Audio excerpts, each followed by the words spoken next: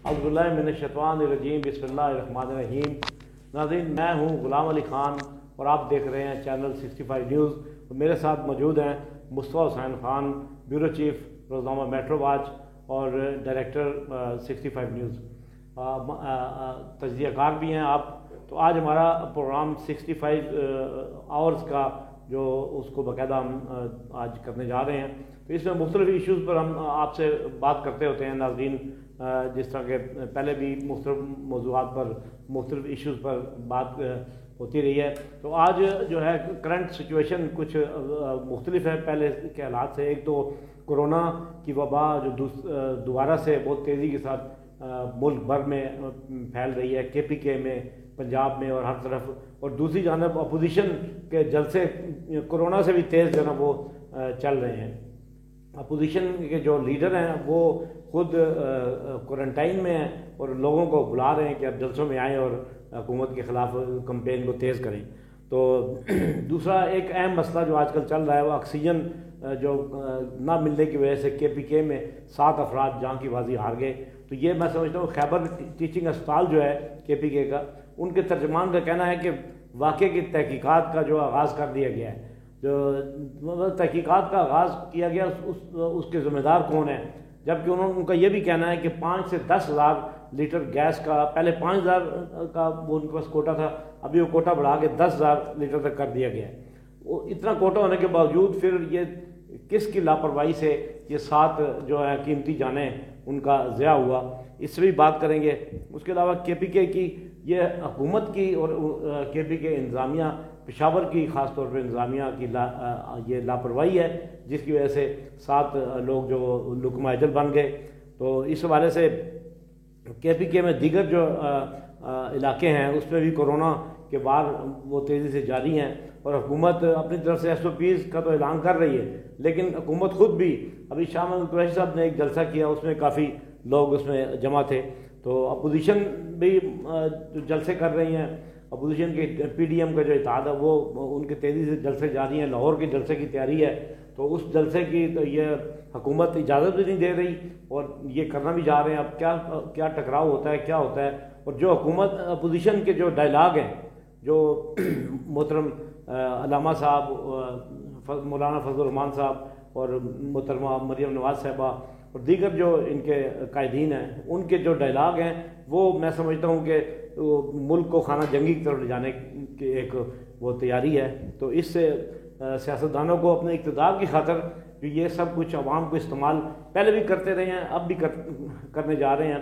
तो उनको सोचना चाहिए कि उनको इक़्तिदार चाहिए, ना गरीब की बात हो रही है, ना अवाम के मसाइल की बात हो रही है, ना सुई गैस की कमी है। सुई गैस की बदतरीन जो ना वो इस वक्त पूरे पाकिस्तान में, रावलपिंडी शहर में, इस्लामाबाद में बहुत लोग परेशान हैं शहरी गैस की कमी की वजह से।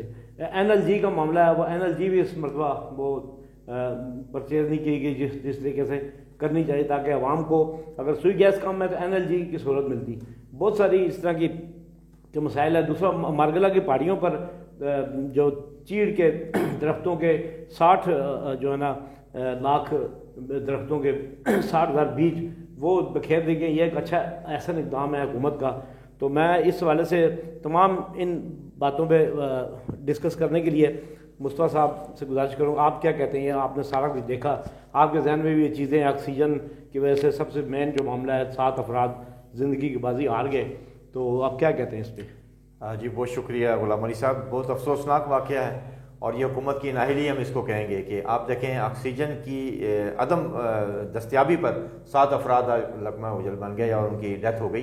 तो आप देखें कि इस टाइम हमारे मुल्क में इस टाइम सबसे बड़ी ख़तरनाक वबा कोरोना की सूरत में इस टाइम हमारे मुल्क में आई हुई है और उसको फेस किया जा रहा है। लेकिन मुझे आप एक बताएं कि ऑक्सीजन की कमी से अगर ये मर गए हैं तो मुझे बताएं कि हमारे अस्पताल में वेंटिलेटर की क्या पोजीशन है? जी गुलाम अली साहब, ये वेंटिलेटर की मैं बात कर रहा था आपसे कि जो कोरोना वायरस है इस पे आप देखें वेंटिलेटर जो है इस टाइम इसकी अशद जरूरत होती है। और पिछली जो लहर आई थी उसमें हुकूमत ने वेंटिलेटर के बारे में ये पूरी कौम को बताया कि हम पाकिस्तान को कफील हो गया, खुद वेंटिलेटर बना रहा है। लेकिन आज आप देखें ऑक्सीजन की वजह से 7 जानें ज़ाया हो गई हैं। और KPK की जो हुकूमत है वो कहती है हम तहकीकात करेंगे। आप बताएं किस पर तहकीकात करेंगे आप? ये तो अंडरस्टूड बात है, ही है और कौन है, ये गफलत है, ये हुकूमत वजारत सेहत ही इसकी जिम्मेदार है और किसने जिम्मेदार होना है? तो आप ये देखें वेंटिलेटर पे, जब वेंटिलेटर पे लोग कोरोना वायरस के, आप देखें इस टाइम पाकिस्तान में जो कोरोना आया ये पीक सीजन पे आया है इस टाइम, और ये जो मौसम होता है ये निमोनिया का अटैक बच्चों में या बुजुर्गों में ज्यादा होता है, और उसके ऊपर कोरोना की सूरत आप देख रहे हैं। और अपोजिशन की जहां तक बात है, देखें अपोजिशन पे हुकूमत की रेट कायम नहीं है अपोजिशन के ऊपर। उसकी मेन वजह मैं आपको बताता हूँ, उनके पास एक जवाब है जो बहुत अच्छा जवाब है।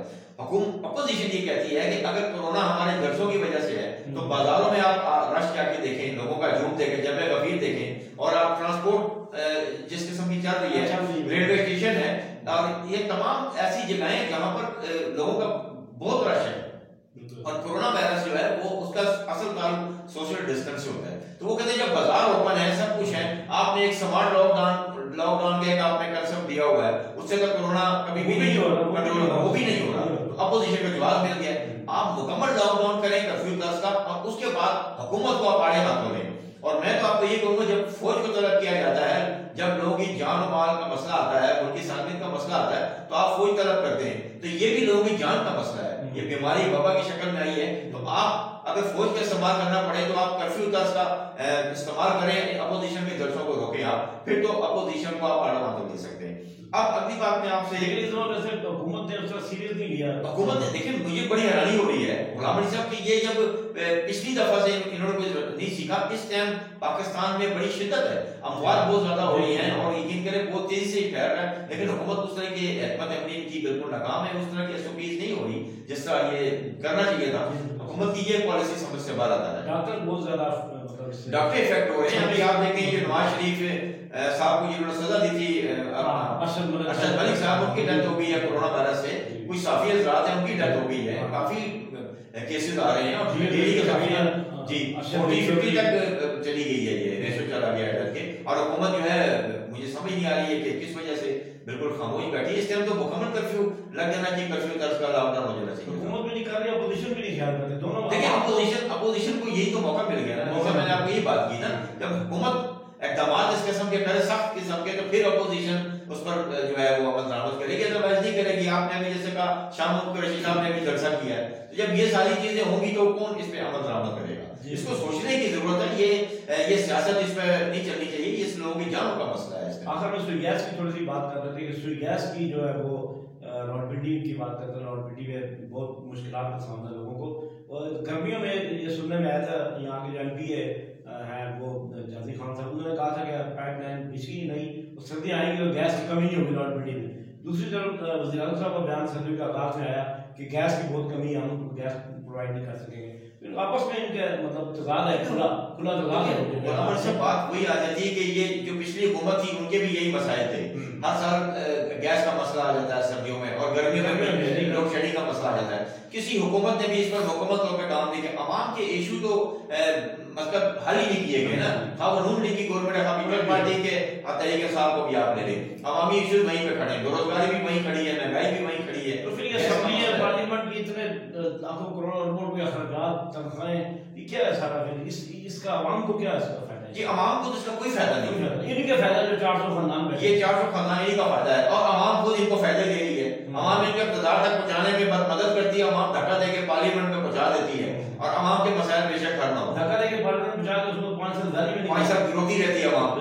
लोड शेडिंग पे रोती है, बेरोजगारी पे रोती है, महंगाई पे रोती है। चाहिए कि ये निजाम अवाम के लिए इसमें खैर तो कोई नहीं है, इस निजाम को बदलने की जदोजहद जो कर रहे हैं उनके साथ, ताकि इस निजाम, देखिए अवाम पहली बात तो ये है कि हमारी अवाम है वो निजाम को बदलने में कभी कामयाब नहीं होगी। उसके बाद ये कि हमारी अवाम दिलचस्पी भी, दूसरा हमारी अवाम में शऊर नहीं है इनके अंदर। ये आप बरादरी सिस्टम पे हमारी अवाम वोट देती है और रोटी कपड़ा मकान पे वोट देती है, तो वो अवाम जब तक अवाम नजरियाती नहीं होगी तो जब तक ये तब्दीली नहीं ला सकती अवाम को। दूसरी तरफ जो है बलदियाती इंतखाबात भी वो अब अपोजिशन की तहरीक शुरू होगी, वो हुकूमत भी नहीं चाह रही बलदियाती असल में बलदियाती इंतखाबात हो जाए तो इख्तियारात निचली सतह तक तफवीज़ हों, ताकि लोगों को मसाइल हल हो। तो बलदियाती इलेक्शन तो मुझे फिलहाल नजर नहीं आ रहे हैं, मुझे तो लग रहा है कि ये इलेक्शन जो है दूसरे इलेक्शन में हो जाएगा। अगर इलेक्शन हो जाए तो क्या होगा उसके बाद? फिर इनमें से कोई और आ जाएगा, लेकिन ये तो होना यही है। आप या अगर ये जाएंगे तो नून लीग आ जाएगी, नून लीग जाएगी, पीपल्स पार्टी आ जाएगी। ये तो सरकार इन दोनों तीनों के बीच में घूमना है। ये जो इमरान खान साहब को, तरीके साहब को सोचना चाहिए था कि ये जब इक़्तिदार में आए थे इनको डिलीवर करना चाहिए था, ये आवाम के मसाइल हल करते ताकि आवाम की जान इन लोगों से, जागीरदार सरमायादार निजाम, ये जो सिस्टम है इससे आवाम की जान छूट जाती। लेकिन वजीर आजम साहब तो खुद इस सिस्टम का हिस्सा बन के रह गए, तो अब वो तब्दीली कैसे लाएंगे? अब वजीर आजम साहब का एक बयान मैंने आज पढ़ा है, वो कहते हैं जी कुर्सी भी छोड़नी पड़ी तो मैं नवाज शरीफ को वापस लेके आऊंगा। जी जी, अब ये मेरा सवाल वजीर आजम साहब से है कि जो काम वो कुर्सी में रह के नहीं कर सके वो कुर्सी छोड़ने के बाद कैसे करेंगे? तो मुझे तो ये चीज समझ नहीं आ रही कि वजीर आजम साहब को या तो कोई कुर्सी छोड़ने का अंदिया दे दिया गया है, उन्होंने ये स्टेटमेंट दे दी है कि जी कुर्सी छोड़ने के बाद मैं सिर्फ नवाज शरीफ को लेने जाऊंगा। तो ये भेजा भी उन्होंने खुद ही है, आपकी बात ठीक है, भेजने वाले भी यही हैं। इनको तो बकायदा अपने जुर्म का एतराफ कर लेना चाहिए। एक तो बहुत बड़ा जुर्म किया हुकूमत ने, की काबीना ने और वज़ीर आज़म साहब ने उनको खुद से बाहर भेज दिया। और जिस मुल्क से वो तवक्को कर रहे हैं उस मुल्क में कानून की बालादस्ती है। आप उनके मुल्कों में ऐसा नहीं होता कि एक मुजरिम को उठा के आप इलाज के लिए बाहर भेज दें, और उनके मुल्क में ऐसा कानून भी नहीं है कि कोई सियासी पना ले ले और आप वो रिपोर्ट करके वापस भेज दें। तो ये चीज इमरान खान साहब के लिए मुश्किल होगी उनको वापस लाना। बड़ी मेहरबानी जनाब मुस्तफा खान साहब, आपने बड़ी अच्छी बात की। तो प्रोग्राम के आखिर में एक कोरोना वायरस के बारे में बात करेंगे कि अवाम से अपील है कि वो अपने आप को खुद को भी इस बीमारी से महफूज रखें, अपने अजीज़ों का घर वालों को और अहले इलाका सबको मतलब इसको बचने की तरगीब दें। 6 फुट का फासला जो बताया गया, 6 फुट नहीं कम से कम 3 फुट फासला रखें, हाथ मिलाने से गुरेज करें, मास्क का इस्तेमाल करें और अपनी सेहत का ख्याल रखें। अपनी ज़िंदगी एक बार मिलती है, बार बार नहीं मिलती।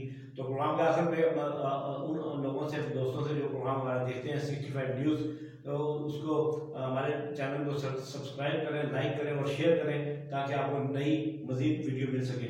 आइंदा प्रोग्राम तक के लिए इजाज़त चाहते हैं। अस्सलाम वालेकुम।